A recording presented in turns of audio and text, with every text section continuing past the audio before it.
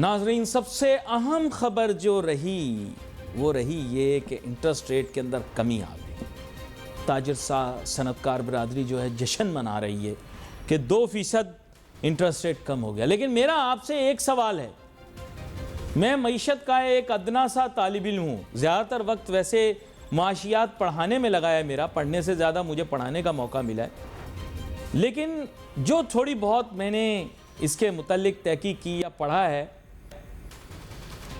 माशियात में लिखा हुआ है कि अगर महंगाई तेज़ी से बढ़ती है तो फिर मईशत भी जो है उसमें भी फैलाव आता है, यानी बेहतरी आती है, और उस बेहतरी की अक्कासी जो है वो तनख्वाहें बढ़ने में दिखाई देती हैं। क्या इस मुल्क में महंगाई बढ़ने की वजह से तनख्वाहें बढ़ी? बताओ भाई साहब, नहीं बढ़ी। तो फिर इसका मतलब हमने साइंस का उलट कर दिया, हमने साइंस की भी नफी कर दी। अब अगर आप इंटरेस्ट रेट बढ़ाते हो, खैर वो तो कभी होगा नहीं, लेकिन महंगाई के तनासुब से इंटरेस्ट रेट घटाते हो तो उसका फायदा फिर किसको होगा? सवाल मासूमाना सा सवाल ये ना, आम आदमी को तो बेचारे को पता ही नहीं ना। वो बैंक जाए लोन लेने के लिए तो बैंकर पता है उसको क्या कहता है? कहता है वो देखे बाहर जाने का रास्ता। बंदा कहता है हाँ। बोले आप जल्दी से उठें और बाहर भाग जाएं, क्योंकि आपको लोन नहीं मिल सकता। आप मिडिल क्लास आदमी, आप लोअर क्लास आदमी, आपके पास कहाँ कोई वसाइल लेंगे हम आपको लोन दें? बैंक जाओ लोन लेने के लिए, आपको पता है कौन से लोन मिलेंगे? कर्ज़े हसना स्कीम, नौजवान लोन स्कीम, आप लोग ऐसे लोन मिलेंगे, आपको कमर्शियल लोन नहीं मिलेगा। वो कहेंगे आप क्वालिफाई नहीं करते। लोन किसको मिलता है? बाअसर तबके को, सरमायादार तबके को। गरीब आदमी का क्या जा रहा है? इंटरेस्ट रेट बढ़ रहा है या घट रहा है, बचत तो उसकी रुपया नहीं हो रही। जिस गरीब आदमी की आजकल के दौर में बचत हो जाए उसको नोबेल प्राइज इनाम दे दिया जाए। मैं बहुत अहम बात कर रहा हूं। आजकल के दौर में अगर कोई गरीब आदमी आपको यह कह दे कि मैंने बचत कर ली, I am not a burger Pappu, I am realistic. मैं वो एंकर हूं जिसने खाक छानी इस मुल्क की। गरीब आदमी आज उधार और कर्ज पे चल रहा है। कोई गरीब आदमी आपको ये नहीं कहेगा मेरी बचत हो रही है। तो ना तो बेचारा बचत करके बैंक में रख के सूद खा सकता है, और ना ही वो उधार उठा सकता है, क्योंकि उसके पास कोई ऐसी चीज़ ही नहीं है जिसकी वजह से बैंक उसको उधार दे। तो भाईजान, गरीब आदमी और आम आदमी को तो बाहर कर दो, फाइनेंशियल इंक्लूजन में वो है ही नहीं। बेचारे की ज़्यादा से ज़्यादा क्या मामला होगा उसका कि मोटरसाइकिल किश्त पे ले ली, फ्रिज किश्त पे ले लिया, टीवी किश्त पे ले ली, बस। उसको बैंक नहीं दे रहा उधार। तो फिर ये फायदा किसको हो रहा है? सरमायादार तबके को। और हम किसको तारीफें कर रहे हैं? अरे वाह, इंटरेस्ट रेट कम हो गया इकोनॉमी। मैंने एक सहाफी की कल पोस्ट देखी, हाँ वेरी गुड थम्स अप। मैंने कहा अबे यार, उस सहाफी के बारे में मैं जानता हूं। मैंने कहा तेरे खाने के वादे तू खुश हो रहा है, इंटरेस्ट रेट जो है ये हो गया। अब बद मारा क्या लेना देना इन मामलात से? तुम अपना पेट देखो, छोड़ो इस चैप्टर को, क्लोज करो, दूसरी तरफ आए आप। मैं कहता हूं कि फैक्चुअल पोजीशन देखें ना। आप बोल रहे हैं महंगाई कम हो गई, महंगाई कम हो गई, चलो हम आपकी बात मान लेते हैं। आजकल मैं सबकी सब बातें मान रहा हूँ। आजकल मैंने लड़ना झगड़ना छोड़ दिया। कोई भी मेरे से कहता है मैं उसकी बात मान लेता हूँ। मैं कहता हूँ ठीक है यार, आप सही कह रहे हैं, क्योंकि मैंने अब लड़ाई झगड़े छोड़ दिए। एक ज़माने में मैं था अमिताभ टाइप, ये जिस दफ्तर में दाखिल हुआ लात मारी, कुर्सी साइड पे की। अब मैं बिल्कुल सीधा हो गया हूँ। देखें, बिल्कुल सीधा हो गया हूँ मैं। समझ गए ना? पाकिस्तान में ऐसा ही आदमी सीधा होता है, जो ऐसा चल रहा होता है बिल्कुल लकीर में, वो टेढ़ा होता है। नहीं समझे? समझोगे भी नहीं, आप लोग नहीं समझोगे। लोगों से बहस करना छोड़ दी की बात मान लो। साइंस की किताब भी फाड़ दूं, माशियात की किताब भी फाड़ दूं, इकोनॉमिक्स की किताब भी फाड़ दूं। इस इंटरेस्ट रेट के कम होने से गरीब आदमी को, आम आदमी को, या मेरे वतन पाकिस्तान को क्या फायदा होगा? पहले मुझे ये बता दो। देखो, ये ताजिर सनतकार जो है ना, ये अपने हिसाब के लोग हैं भाईजान। मैं इनकी तारीफ़ों में टाइम ज़ाया नहीं करता। ये ताजिर सनतकार जो है ना, वो पिछलों की भी तारीफ़ करते थे, इनकी भी तारीफ़ करते हैं और अगलों की भी करेंगे। ये सबकी तारीफ़ करते हैं जहाँ से नोटू आता है। हलवाई की दुकान चलाने वाला आदमी जो होता है ना, मीठा होता है ना, मीठा, मतलब वो वाला मीठा नहीं होता, मीठा होता है हलवाई की दुकान वाला। जब भी हलवाई की दुकान पे जाओ, औरंगजेब भाई पहुंचे मिठाई की दुकान पे, है ना, बोले मेरी बड़ी जान पहचान है मिठाई वाले से। मैंने कहा अच्छा भाई। अंदर गए, मिठाई वाले के पास 6 दिन पुरानी मिठाई पड़ी हुई थी। 6 दिन पुरानी मिठाई, घी तो जब भी हो 6 दिन पुराना घी भी हो, खुशबू तो देता है। ये जाकर अंदर बोल रहे हैं मिठाई वाले को, मिठाई ताजी है? बोले हाँ हाँ बिल्कुल, आज सुबह बनी है। जबकि 6 दिन पुरानी सारी दुनिया जानती है। उसका जो मुलाजिम था ना, वो भी हंस रहा है कि यार हलवाई जो है ना वो टोपी पहना रहा है, बेवकूफ़ बना रहा है। लेकिन औरंगजेब भाई खुशी से बन भी रहे हैं और मिठाई वाला खुशी से बना भी रहा है। बेवकूफ़ बेवकूफ़ बेवकूफ़, कहीं और नहीं, यहीं पे रहो। हाँ, यहाँ पर एक छोटी सी ब्रेक लेते हैं। ब्रेक के बाद आपको वापस आता हूँ और आपको बताता हूँ कि भाई व्यापारी से जाकर नहीं पूछना कि माल कैसा है, माल खरीदार से पूछना है कि कैसा है।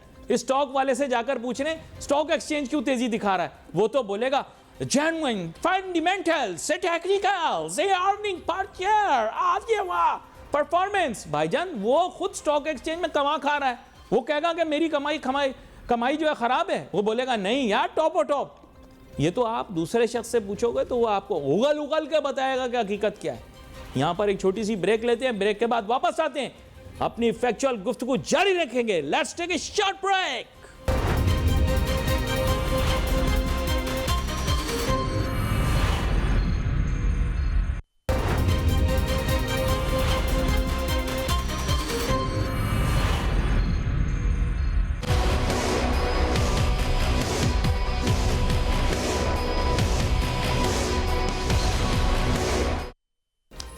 नाज़रीन वेलकम बैक आफ्टर ब्रेक। अब हमें ज्वाइन करेंगे एक बहुत ही मुतवाज़िन शख्सियत जनाब साकिब फयाज़ मगू साहब, जो कि ताजिर सनतकार रहनुमा भी हैं, इसके अलावा सीनियर वाइस प्रेसिडेंट FPCCI भी हैं और ताजिर सनतकारों के जो मुफादात हैं उनको देखते ही हैं, लेकिन ओवरऑल पाकिस्तान के भी मुफादात को लार्जर पर्सपेक्टिव में देख कर चलते हैं। इसीलिए मैं इनको प्रोग्राम में बारहा दावत देता हूँ और ये वक्त निकाल के हमारे पास आते भी हैं। वेलकम करता हूँ सर आपको शो में।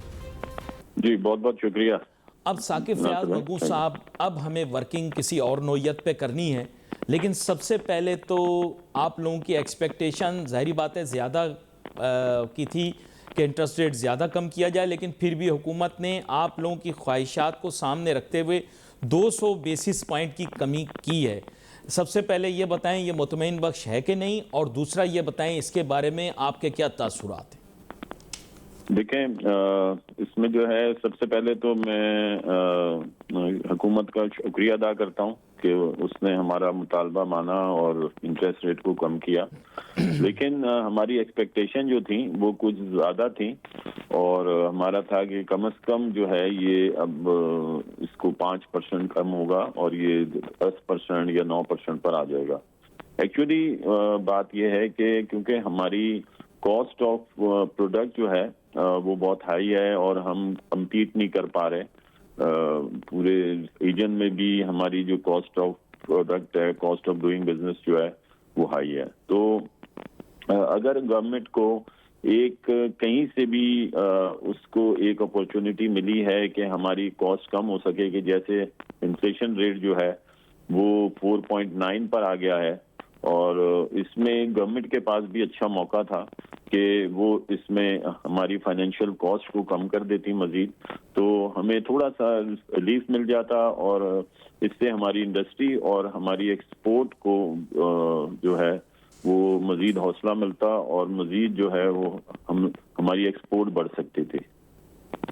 अच्छा, यहाँ पर एक अहम नुक्ता ये भी है कि पाकिस्तान की जो इंडस्ट्रियल और ट्रेड डेवलपमेंट की पेस है या स्पीड है, ज़ाहिरी बात तो सुपरफिशली तो हालात को देख के हम वाह वाह किए जा रहे हैं और आप भी ज़ाहिरी बात एक ज़िम्मेदार पाकिस्तानी होने के नाते ये बात करेंगे, लेकिन मेरा ऐसा ख्याल है कि इसको और ज़्यादा तेज़ होना चाहिए। हमारी इंडस्ट्रियल डेवलपमेंट की स्पीड भी ज़्यादा होनी चाहिए और हमारी एक्सपोर्ट्स के अंदर भी इंक्रीज़ होना चाहिए, जैसे आपने अभी अपनी गुफ्तगू में अर्ज़ भी किया। तो मैं चाहूँगा इसके बारे में वजाहत करें कि आपके जहन में क्या सजेशंस हैं, जिससे इंडस्ट्रियल डेवलपमेंट का पेस बढ़ाया जा सके और पाकिस्तान मुसाबकती अमल यानी रीजन के अंदर अपनी पेस को बराबर कर सके? आसिफ भाई, इसमें आपने बिल्कुल बहुत ही अच्छी बात की कि इसमें जो है वो ऐसे अब क्या इकदामात करने चाहिए कि बेहतरी आ रही है, लेकिन वो अभी तक हम उस टारगेट तक नहीं पहुंच पाए जो कि हमें अचीव करना है। तो इसके लिए हम भी बार बार हुकूमत को यही कह रहे हैं कि जो आईपीपीज वाला मामला है, एक्चुअली तो इंडस्ट्री को जो प्रॉब्लम है वो सबसे बड़ी प्रॉब्लम है एनर्जी प्राइसेस की, इलेक्ट्रिक प्राइसेस की। तो ऑलरेडी अल्हम्दुलिल्लाह हम गवर्नमेंट का इधर भी शुक्रिया अदा करते हैं कि हमारा जो एक मेजर मुतालबा था कि आईपीपीज के साथ जो एग्रीमेंट हैं वो रिव्यू करें, तो उसमें पहले जो है वो 8 आईपीपीज के साथ रिव्यू किए, फिर 6 आईपीपीज के साथ किए रिव्यू, और अब 8 और आईपीपीज के साथ उन्होंने रिव्यू कर दिए हैं, और अभी जो है वो तकरीबन 26 आईपीपीज हैं, वो भी बाकी हैं। तो हमारा ये है कि फौरी तौर पे इलेक्ट्रिक प्राइसेस को, जो कि हमारा मुतालबा है, इसको 25 रुपए पर यूनिट तक ले आया जाए, ताकि जो हमारी इकोनॉमिक ग्रोथ हो रही है उसमें तेजी आए और स्टेबिलिटी आ जाए। जब तक एनर्जी प्राइसेस जो हैं वो कम नहीं होंगी, उस वक्त तक जो हमारी इकोनॉमी की ग्रोथ है उसमें ना बहुत ज्यादा इन्वेस्टर को कॉन्फिडेंस आएगा, ना फॉरेन इन्वेस्टमेंट को कॉन्फिडेंस आएगा, क्योंकि अभी जो प्राइसेस हैं फॉरेन इन्वेस्टर भी ये सोचता है कि इन इलेक्ट्रिक प्राइसेस के ऊपर कोई भी इंडस्ट्री वायबल नहीं है। अच्छा, एक मिनट साकिब साहब, मैं क्योंकि एक तालिब इल्म हूँ मईशत का, तो मैं एक सजेशन आपको देना चाह रहा हूँ। बुनियादी बात यह है कि इसका प्रॉब्लम जो है ना वो सर्कुलर डेट से रिलेटेड है और गवर्नमेंट प्रोक्योरमेंट ऑफ एनर्जी से रिलेटेड है, क्योंकि गवर्नमेंट ही आपको पता है डिस्ट्रीब्यूशन कंपनीज को भी मैनेज कर रही है बहुत सारों की, तो वो बैनुल-अक़वामी इदारों का भी यही कहना है। लेकिन अभी आपको पता है सोलराइजेशन हो गई पाकिस्तान के अंदर, it has also created a state of panic.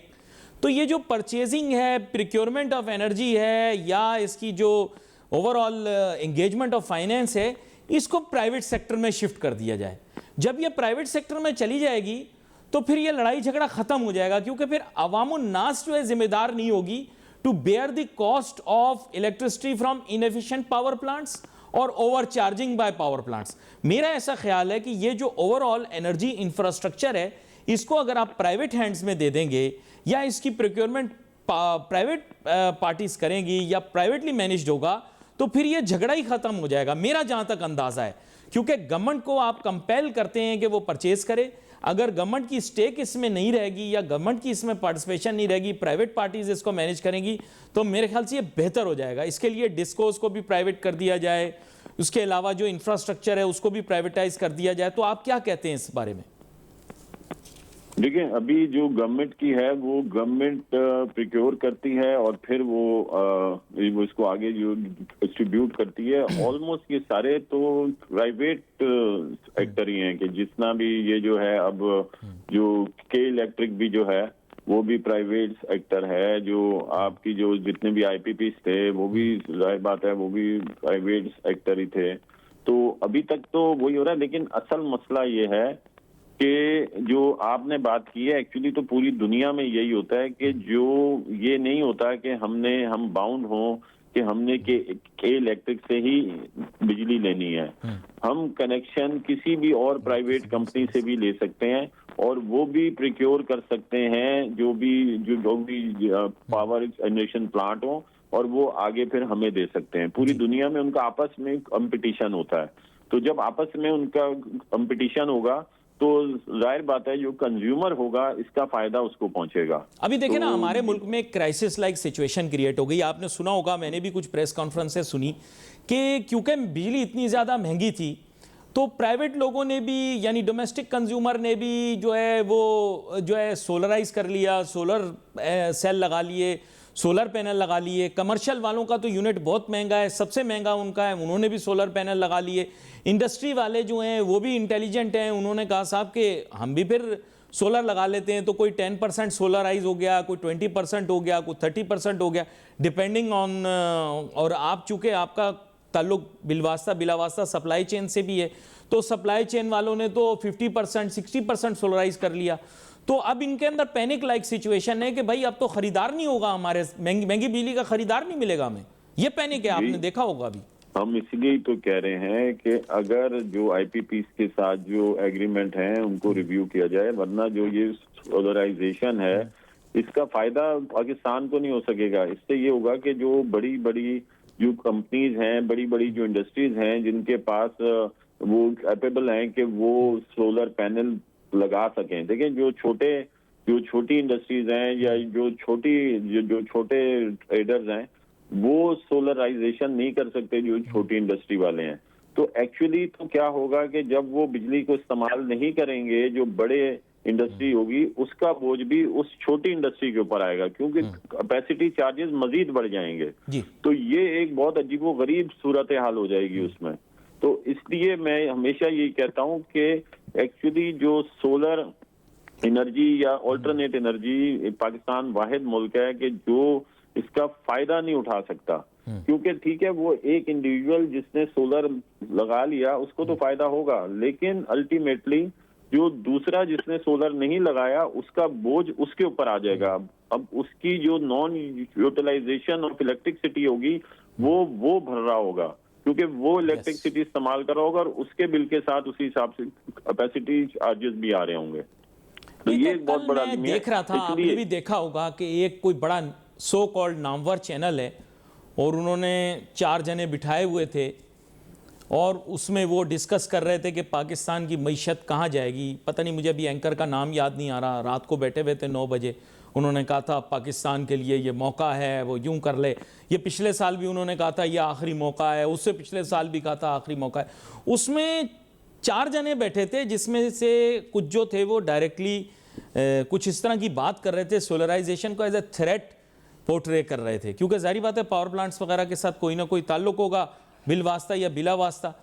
तो उस गुफ्तगू के पसे मंजर में मैं आपसे बात करूंगा एक छोटी सी ब्रेक के बाद। Let's take a short break.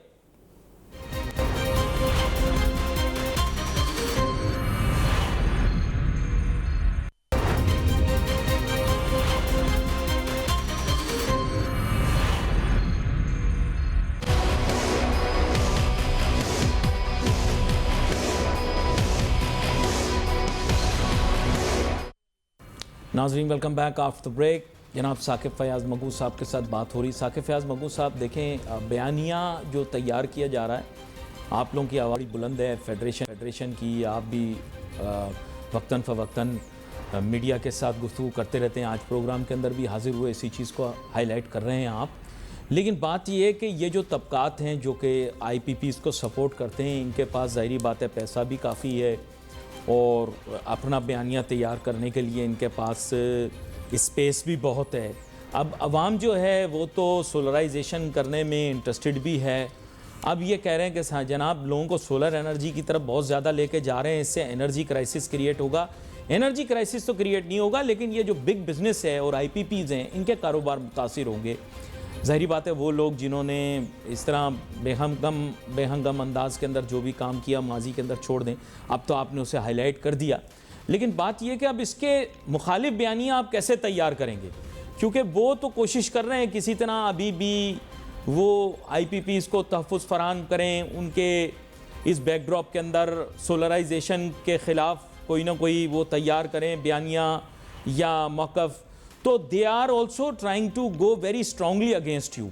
तो मेरा ऐसा ख्याल है कि आप भी एक इसको फेवर करने के लिए आवाम की भी मदद लें और आवाम में पजीराई भी हो, अगर आप लोग भी कुछ इस तरह का बयानिया तैयार करें। आपने शायद देखा हो वो प्रोग्राम आ रहा था, मैंने देखा था, उसमें 4 लोग थे, एक उसमें से शायद आप लोगों का भी मेंबर था, बाकी 3 लोग जो थे वो सब उन्हीं के थे या उनकी तरफ रागिब थे। जी देखें, ये तो मैं आपको बता दूं कि ये तो अब गवर्नमेंट भी जो है इस बात को मान चुकी है कि IPPs के साथ जो एग्रीमेंट हैं वो रिव्यू करने हैं और विद इन 1 और 2 मंथ्स इंशाल्लाह ये तमाम IPPs के साथ जो भी एग्रीमेंट हैं वो रिव्यू हो जाएंगे।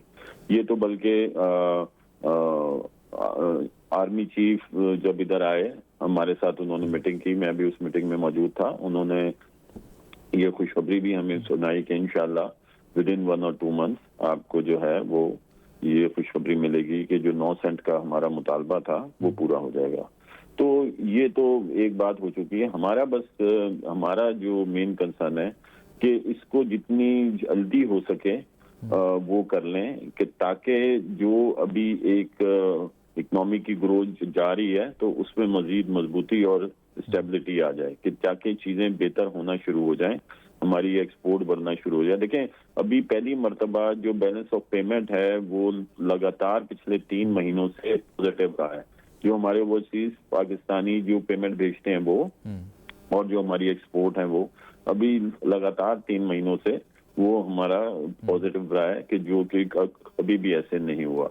अब जब इस पोजीशन में हम आ गए, अब हमें सिर्फ अपनी एक्सपोर्ट बढ़ानी है, हमें वो राय तलाश करने हैं मजीद, वो चाहे ह्यूमन रिसोर्स की एक्सपोर्ट हो या हमारी प्रोडक्ट की एक्सपोर्ट हो, कि किस तरह हम अपनी एक्सपोर्ट बढ़ा के हम अपने फॉरेन एक्सचेंज रिजर्व जो हैं वो बढ़ा लें।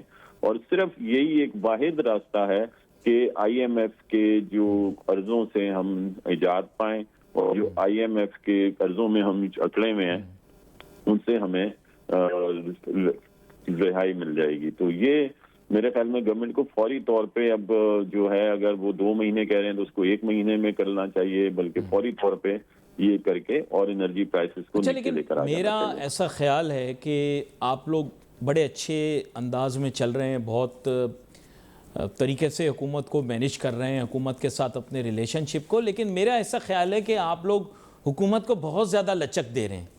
क्योंकि मेरी ऐसी जनरल फीलिंग है कि अगर आप हुकूमत को इतनी ज़्यादा लचक दे देंगे कि वो बिज़नेस और ट्रेड इंडस्ट्री की जो शोबा है उसको आप, मुझे पता है आप लोग तो मुल्की मुफाद देख रहे हैं, ज़ाहिर बात है मुल्क में इंतशार की फ़िज़ा है, आप नहीं चाहते इस तरह की क्राइसिस लाइक सिचुएशन क्रिएट हो जहाँ ताजर सनतकार भी कोई मनफी बात करें। लेकिन मेरे ख्याल से गवर्नमेंट इतनी तवज्जो नहीं दे रही, प्रायोरिटी नहीं दे रही इस वक्त पाकिस्तान की मईशत को। मेरा ऐसा ख्याल है, पता नहीं शायद मैं गलत सोच रहा हूँ, लेकिन मेरा नहीं ख्याल कि उनकी तवज्जो इस तरफ है, उनकी तवज्जो सियासी मामलात की तरफ है। बल्कि मैंने कई दिन से कोई भी पॉलिटिकल लीडर का कोई भी बयान मईशत के मुतालिक नहीं सुना, ताहम उनकी तवज्जो मुकम्मल सियासी कायदीन की या मुखालफिन के ऊपर बयानात देने पर गई हुई है। सर, ये बहुत बड़ा इशू है, अवाम भी इससे तंग आ गई। हम लोग तो महंगाई और मुलाजमत के मौके ढूंढ रहे हैं, महंगाई से निजात मिले और महंगाई के जो यजिन है ये किसी तरह काबू हो और मुलाजमत के मौके पैदा हों, लेकिन गवर्नमेंट का फोकस ये नहीं। विद ऑल ड्यू रिस्पेक्ट, मेरा ऐसा ख्याल है, मे भी आप मुझसे इख्तिलाफ करें। देखें, बात यह है कि हमें अपनी जिम्मेदारी का पूरी तौर पर एहसास है, और जितने भी इकोनॉमिक के मामलात हैं हमें पूरी तौर पे एहसास है कि ये सबसे पहला जो फर्ज है वो federation of Pakistan chamber of commerce का है एज एपेक्स बॉडी, कि हम लोग इन जितने भी इकोनॉमिक इशू हैं इनको हम लोग इसको सही तौर पे हम लोग इसके ऊपर वर्किंग करें, और फिर गवर्नमेंट को हम लोग इसमें उसी अंदाज से उसकी प्रेजेंटेशन दें। और अगर हम लोग जब गवर्नमेंट को ये बताते हैं, अगर हमारी एक्चुअली होता क्या है कि जब मैं सारा ये इल्जाम गवर्नमेंट के ऊपर भी नहीं दूंगा, एक्चुअली जब हमारी अपनी वर्किंग पूरी नहीं होती है और हमारी अपना हम लोग सिर्फ ये कहते हैं कि इसके ऊपर से टैक्स कम कर दिया जाए, इसके ऊपर से कस्टम ड्यूटी कम कर दी जाए, और जो गवर्नमेंट का रेवेन्यू है हम उसके बारे में नहीं सोचते, तो वहां पर आकर जो है वो जो हमारे मुतालबात हैं या जो हमारी सजेशंस हैं उसको इतनी पजीराई नहीं मिलती। लेकिन अल्हम्दुलिल्लाह आपने IPPs के मामले में देख लिया, उसमें गवर्नमेंट ने हमारा साथ दिया। इंटरेस्ट रेट के मामले में आपने देख लिया कि उसने, क्योंकि अब फेडरेशन लीड कर रहा है तमाम इकोनॉमिक इश्यूज को as a parent body of all the chambers and association, और इंशाल्लाह हम गवर्नमेंट को की पूरी सपोर्ट के साथ जो पाकिस्तान जिस अभी, लेकिन देखें ना, मैं हाइपोथेटिकली स्पीकिंग एक बात करता हूँ। देखें, जैसे मैंने आपको देखा है, आपकी तवज्जो हमेशा इकोनॉमिक ग्रोथ पर होती है। जिस भी प्लेटफॉर्म पे बात करते हैं आप ताजिर सनतकारों के मुफादात को डिस्कस करते हैं और मुल्की तरक्की को अहमियत देते हैं, लेकिन 3-4% के साथ हमारा मुल्क ग्रो नहीं कर पाएगा। हमें तो ओवरऑल इतनी तो हमारे पॉपुलेशन से और मज़ीद जो आपको पता है नेचुरल डिज़ास्टर्स, सैलाब वगैरह, ये ऑफसेट हो जाते हैं। ये तो गवर्नमेंट के भी कंट्रोल में नहीं है, किसी के भी कंट्रोल में नहीं है। हमें तो 7% से ज़्यादा चाहिए इकोनॉमिक ग्रोथ। उसके लिए गवर्नमेंट को देखें ना, वर्क करना पड़ेगा, आपको बहुत ज़्यादा फैसिलिटेट करना पड़ेगा। शुक्र है सिंगल विंडो के ऊपर काम कर रहे हैं, लेकिन सिंगल विंडो भी हकीकी माने में सिंगल विंडो होनी चाहिए हर चीज़ के लिए। तो मेरा ऐसा ख्याल है कि गवर्नमेंट को आप और ज़्यादा थोड़ा सा, और मुझे लगता है आप करते भी हैं, कि गवर्नमेंट को इंकरेज करना पड़ेगा कि बिजनेस फ्रेंडली पॉलिसीज़ बनाएं। भाई 7% से ज़्यादा जीडीपी ग्रोथ रेट दिखाएं। बात यही है कि इस चीज़ को जो है ना प्रायोरिटी देने की ज़रूरत है कि इस वक्त ये 3 to 4% की अप्रिसिएशन करना और तारीफ़ों के पुल बांधना ये थोड़ा मुश्किल हो जाएगा। गवर्नमेंट को कुछ पॉलिसी चेंजेस करनी पड़ेंगी। मैं ये फील करता हूँ कि देखिए ये तो हमारे कंट्रोल में है नहीं। पॉपुलेशन ग्रोथ रेट हमने करके देख लिया, नहीं हो रही control. Population growth rate control में नहीं, नेचुरल डिज़ास्टर्स कंट्रोल में नहीं। शुक्र है कि 3-4 साल से इस तरह नहीं हुआ, 2 साल से तो एटलीस्ट नहीं हुआ। लेकिन ये कि इसके बाद फिर हम क्या करेंगे। We have one of the most vulnerable water resource in Pakistan. आपको पता है Himalaya, weather, climate change etcetera etcetera, इसके बहुत ज़्यादा इम्पैक्ट्स आ रहे हैं। तो इन सब चीज़ों को स्टडी करके हमें चीज़ों पर वर्क करना पड़ेगा। मैं मेहमान का भी शुक्रिया अदा करूँगा। और नाज़रीन, we wait for message on Facebook. Ali Nasir, my team को जा दीजिए। अल्लाह हाफ़िज़।